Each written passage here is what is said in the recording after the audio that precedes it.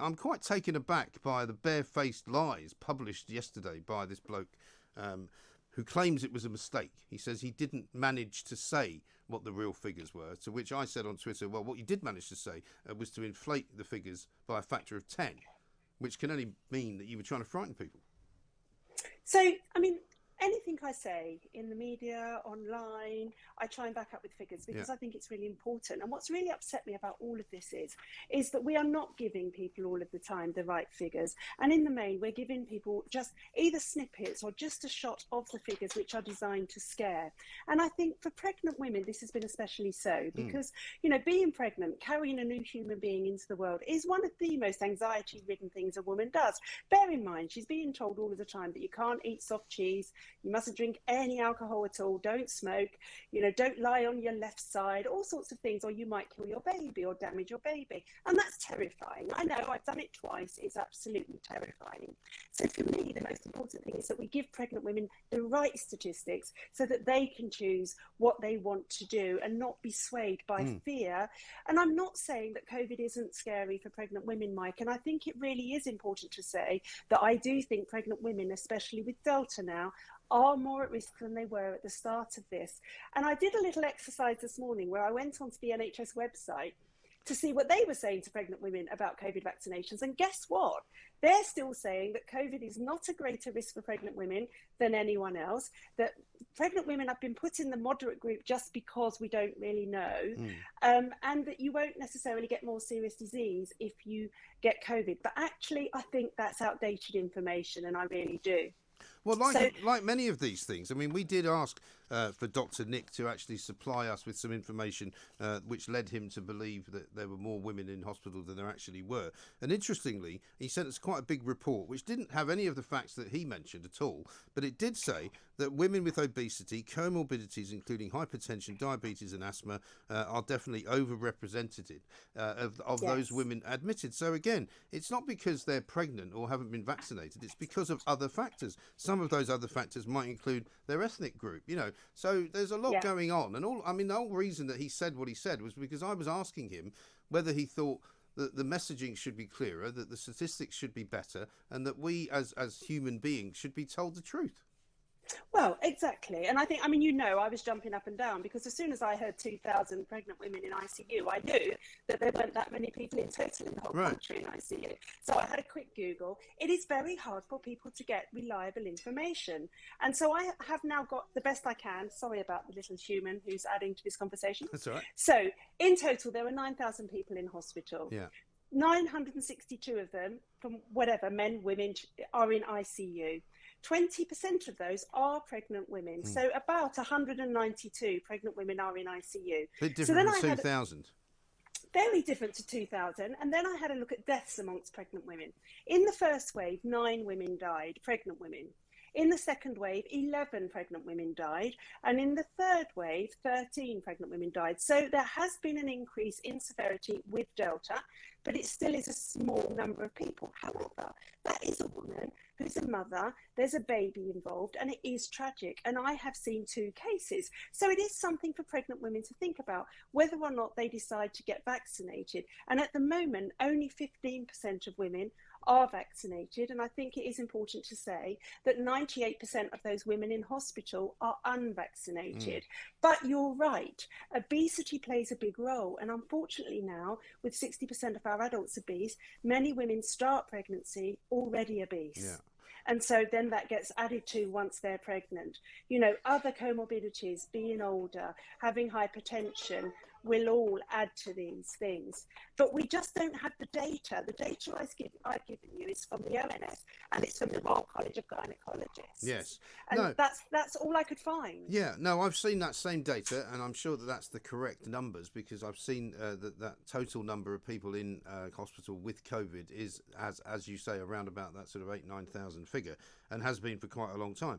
But this is the thing, you know, I mean, this guy came on and started talking about the rising number of cases, the rising number of infections, you know, and his whole tone was one of kind of fear-mongering, it seems to me. And I just think an awful lot of people, particularly when it comes to the booster jab, because when I said, for example, you know, I know of people who have had the booster jab and having not been affected badly by the first 2 vaccines, the booster has affected them badly. And he more or less dismissed it and said, oh, well, that's just anecdotal. I'm like, no, it's not. It's people that have told me that I know personally. Why would they lie to me? The other thing he said, which really upset me, Mike, was that myocarditis, if you get it from the vaccine, especially our children and young men, is mild and there are no long-term damages, but there is long-term damage from getting myocarditis from COVID. Well, what I'd like to know is, how does he know? We don't have any long-term data because we're not 5 years down the line. So that's actually not backed up by data, and we just don't know. And that's why the JCVI could not say, yes, let's roll out this vaccine to kids, because they said there was considerable uncertainty about the long-term damage from myocarditis. Yes. So as you know, I try and always back everything in data. It is sometimes really hard to get. And what I'm really scared about is this coercion. You know, the GMC says very clearly that nobody must have a medical procedure if they've been coerced in any way. So let's not coerce them, let's give them the data. Well, quite. But that has not been the way of things, has it? I mean, we've got COP26 on at the moment. It's as though COVID has kind of disappeared off the nation's psyche, and it's not on the front pages anymore. You know, they're supposedly now going to start rolling out more vaccinations for children. But as a parent, you know, I would like to know more about which kinds of conditions that have maybe previously been had by kids make them more susceptible to suffering if they get the injection, you know. But there's no information about that at all. All we get is like what he said yesterday. Oh, well, it's very rare for children to be affected by the vaccine. Well, that's not good enough for me, I'm afraid. Well, I mean, it's also very rare for children to be affected by COVID. Right. Very rare indeed. You know, there's a 1 to 2 in a million chance of a healthy child dying of COVID. You know, they have much more chance of dying in a car crash, unfortunately. Yes. But we still drive our cars. We don't leave our cars at home anymore because of, you know, car accidents. We might leave it at home because we can't afford our petrol, but we don't do it because of car accidents. Boris has told us we can't drive anywhere, even though he's driving around in a great big, you know, diesel-powered Range Rover with 5-litre engines. But I saw something else today, which apparently was launched yesterday. MHRA Gov UK, which is the medical sort of safety organisation. They're saying this is Medical Safety Week, and they've said we're encouraging everyone to use the MHRA Yellow Card scheme to report suspected side effects of vaccines and medicines. Now, I haven't seen anybody publicising this. That's a good idea, because I think everybody should have as much info as possible. And it's not about trying to prove that there's something wrong with the vaccine, but it's about being transparent, isn't it? Well, this is how we do, you know, things with all medications. We use MHRA yellow cards so that they get feedback to see if there are any signals coming from a particular drug. And I saw on one of our mainstream news channels yesterday, Richard Madeley and Dr. Hilary Jones tear up a leaflet which was telling patients how to report any vaccine side effects, said it was bunkum because there weren't many. And well, why would you not want to report any side effects either? Well, patients need to know that they can do that. It doesn't have to be just your doctor who does it. You can just Google MRHA yellow card system and you can just make a report if you think that there's something going on. And I actually had a young patient with pericarditis, and I had not made the link to his vaccine, and he'd done it himself. He said, I've done it. I've done the yellow card. Right. So patients can do it. Yes. And there's nothing wrong with admitting that overall, despite the fact that many, many millions of these things have been given out, a very small number of people have suffered. Yes. You know, why would you try and hide that?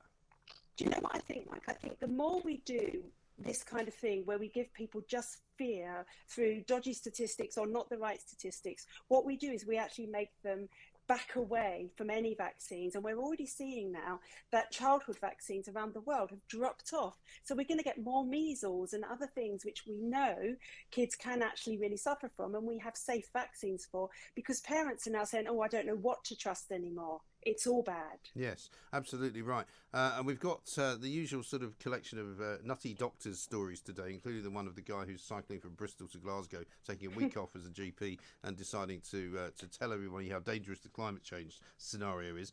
But what about the story today that I'm looking at, where it says web or phone medical appointments are disastrous for some patients? This is research from University of Cambridge today, which surveyed more than 1,000 rheumatology patients as well as GPs. I mean, I know that the BMA is a bit of a radical wing of GP surgeries, but still, what's wrong with them? Why can't they just get with the programme and do their jobs properly? So, I mean, as you know, I've written and spoken out about this, and my view is that every single patient in the UK should be able to choose how they want to be seen, whether that's face-to-face or whether it's by the web or whether it's on the phone. And I think that most doctors would be surprised that the people who are really, you know, tech savvy will often choose to do it by telephone anyway because it fits their lifestyle. However, the older people who really cannot navigate technology, understandably, and or actually just want to be seen by a human being should be able to say, no, I want to see you tomorrow, doctor, or whenever it is. And that's what we need to do, because yes, I think for some people, technology and seeing people via Zoom or whichever it is we use as a practice can be a disaster. We can miss things. People will stay away. Old people will just ignore things because they just can't navigate the system. I know some people who can only speak to their GP via an e-consult system where they get answered online. And that's a disaster for some people because also they may well miss certain things. I saw a patient yesterday who, with the one problem that she presented with, I would have actually done some investigations and just carried on that way.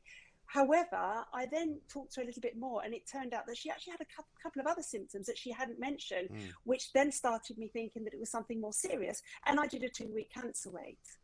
You may not get that by technology. No. And that's what worries me. And that is the thing. I mean, I think everybody agrees that, the more different methods you have of dealing with patients, the better. But I mean, we also, I think, have to address the overarching problem, which is that we've got a lot more people now living in this country and we haven't got enough GPs to service them. I was seeing a report, I think, a few weeks ago, where some GPs are actually handling 3,000 patients. But that's just not sustainable, is it?